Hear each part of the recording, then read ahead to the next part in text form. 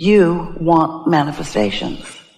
You want your desires to be seeable and hearable and smellable and tasteable and touchable.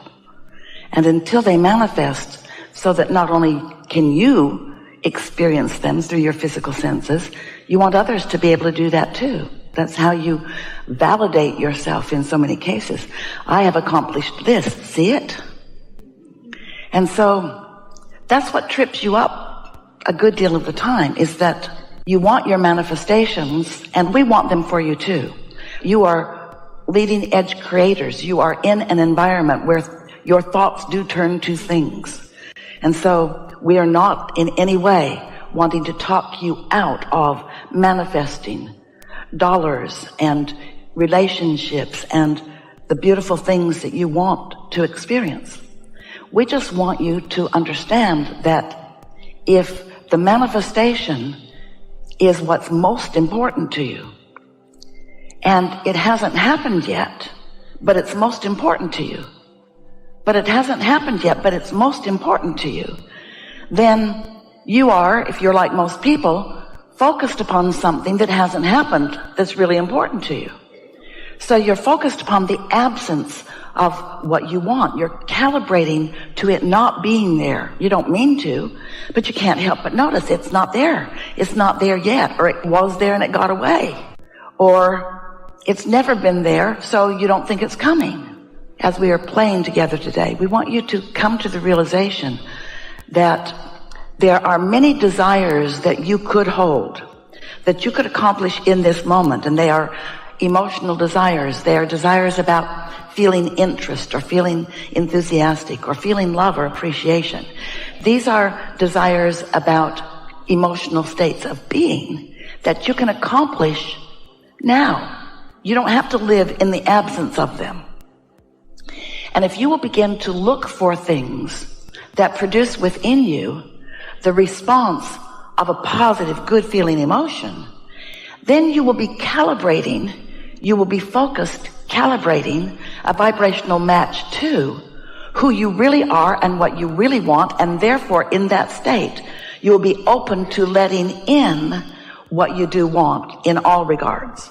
You cannot want something that you don't have and be taking score all day, every day, about whether you have it or not, without calibrating against your own desire and best interest. Does that make sense to you? Because this is a universe that is based on attraction only. It's attraction only. No one's doing anything to you. No one's preventing anything from you. It's attraction, which you are letting in or not. So if you've got stuff happening that you don't want, you're attracting it. If you've got stuff you do want, you're attracting it. If you've got things that you want that you're not letting in, you are attracting the absence of those things. You are attracting by your attention to the absence. And so the word calibrate is our new favorite word that Esther has found to explain to you. She was talking to a friend who really gave her the word, speaking in terms of calibrating a guitar, calibrating the harmonics of an instrument to other instruments. If you're playing in an orchestra, no matter how big or small it is, and you're not in tune with the others that you're playing with, then it is discordant. And so the word calibrate is just the best word. But what is it that you are wanting to calibrate to? Well, we're going to take a very brief moment, because we know that you've been listening to us for a while, in most cases, and you have a strong sense of this, but we're going to lay this basis really quickly. You are more than you see in these bodies. You are source energy, and in this body, you are an extension of that source energy. If you were all day long deliberately calibrating to that source that is at the basis of you, not just the basis of you, but to the furthermost extended part of you, then you would be calibrating to the wholeness of you, and you would therefore be in concert with all of your power and all of your expectation of good things for you, and you would be thriving in every aspect of your life experience. That source energy part of you from which you have come exists in non-physical, in that you can't see it, but is consciousness that is always aware of you. And that's what we meant when we said not just the source of where you came from, but infinitely tied to where you are now, in the sense that whenever you know what you don't want, you launch an equivalent vibrational wave, you might say, about what you do want. And your inner being, that source within you, calibrates to these new requests and new decisions all day, every day. So you are literally causing that non-physical part of you to expand. To be really fair, you're causing yourself to expand. But because you're so often in your human form, pinched off from that part of you, we call that your inner being in relationship to you, even though you were the same thing and technically are the same thing, except when you're not the same thing. You are the same thing as your inner being unless you're not. You might want to write that down. And when you're not the same thing as your inner being, negative emotion is present as the indicator that you're not letting yourself be calibrated to who you really are. When you're angry with someone, you're not who you are. You've pinched yourself off. We know you want to feel good, but what we want to help you come to a decision about in these hours that we are together today, it would be so helpful for you if you would not spend so much time calibrating to those around you. And instead, you would calibrate to your inner being. So it goes like this. I don't give a rip what you think. That's sort of how that goes. Because if they're in harmony with you, then you feel supported. But if they're not, then you feel attacked. And really, they are irrelevant. What they think about you is irrelevant. It's only what you think about what you think they think that is relevant. What they think doesn't matter to your calibration if you know what your source to which you're wanting to calibrate is. Now, we've been talking with you a long time, and we've told you that story in lots of different ways. But today, as we're moving along, you're going to hear it and feel it and know it in a different way. Because while you do seek harmony with others, and we want that, of course, for you, we don't want you to make a habit of looking for that alignment in places that aren't stable. And if you're looking for it in circumstances or events or other humans, it isn't stable. And then that confuses you.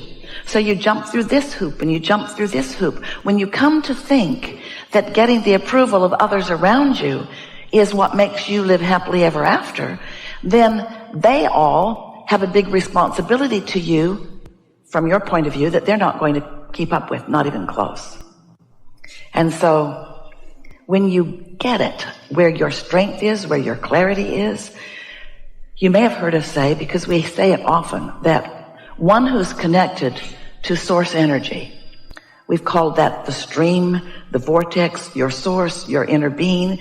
You sometimes want to call it God. One who's connected to that eternalness of you is more powerful than millions who are not. And yet most people are gathering together in groups, trying to get their strength from the cooperation and agreement of other humans around them. And if that's the world you're living in and that's the game you're playing in, then we get it that you'd want to be part of a big group who agrees with you, a loud group, an influential group. We get it that that would seem more productive and more valuable to you than to be affiliated with a small group that seems to have no power, blundering around and not knowing what they're doing. But we want you to understand that there is no comparison to your alignment with this source energy that is you, to even the largest, most influential group of humans that you might find in agreement with you on some points. It's like the difference between a firecracker and an atomic bomb. That's not even an accurate enough explanation of the bigness of the value and the power of you connecting with your source energy. So you came into this body knowing that you would experience the variety and contrast of this magnificent, balanced environment so that you, brilliant, genius, blessed creator that you are, could come to your own conclusions from where you stand as you move along of what you prefer now. Now what do you prefer? Now what? Now what? Given what I know and who I am and where I'm standing, now what do I prefer? What do I want now? And of course that comes often from knowing what you don't want. When you know what you don't want, you know what you do want. And we want to just say at the outset here that if you sort of don't want something, then you sort of do want something. It's proportionate. If you really don't want that, then you really do want this. In other words, the wave on either side of this equation is equivalent in terms of power and bigness. When you really want something, then your belief that you can't have it or it hasn't come yet is really uncomfortable to you. If someone called you on the telephone and said, "Hello, you don't know me. I'm just calling to tell you that I will never call you again," you would say, "Good to know," but you wouldn't care. But if someone you care about says that to you, then you feel strong negative emotion because that big wave has another big wave. Does that make sense to you? So we want you to feel the power of your creation. You said, as you made the decision to come into this physical body, I will explore and I will personally decide what the improvement from my perspective is. And as you sift through all that is around you, you launch all of these rockets of desire. And what we most want you to hear is that when you launch those rockets, when you send that wave forth, your inner being, who is the you of you, of you, of you, of you, who is the largest, emphatic, most important, eternal part of you, receives that request and becomes that vibrational factor. And all cooperative components are gathered by the powerful law of attraction. And your point of attraction is underway. The only question is, what are you in your humanness doing about this new creation that you've set forth? Are you relaxed and allowing yourself to move in the direction of it? Or are you noticing it hasn't happened yet and pinching yourself off from it? Are you calibrating to what it means? Are you calibrating to the freedom and the clarity of it? Or are you nitpicking over the details of it that have not yet manifested in your garage or in your wherever? So, as we move forward here today, we'll be talking about this calibration business, and it's everything, but it's nothing more than what you already know, in that the law of attraction is a powerful thing. Now just sit with that for a moment. The law of attraction is a powerful thing. It's attraction, it's attraction, it's attraction. And you are source energy. You are love. You are blessed. You are known. You are adored. And when you sync with that part of you, you are powerful. But when you find some, from our point of view, ridiculous excuse to pinch yourself off from the wholeness of who you are by nitpicking too long in a step one part of the equation of knowing what you don't want, then that empty feeling that you feel in the form of a negative emotion that you call frustration all the way to despair is your indicator that your attention, your focus upon whatever it is you are focused upon is not in agreement. It's not calibrated to the focus that your inner being has about it. And in this opposite or opposing calibration, you have factored yourself out of that point of attraction, and now you are in a different point of attraction. Does that make sense to you? Well, now, sometimes as you're sifting and sorting, there are so many things of a physical nature. There are so many people in situations. There are so many things. There are so many manifested things that calibrate you to the whole of who you are. There's beauty all around you. There are loving people all around you. There are wonderful things all around you. We're not saying ignore them. We're saying calibrate to the best of them. Calibrate to the positive aspects of them.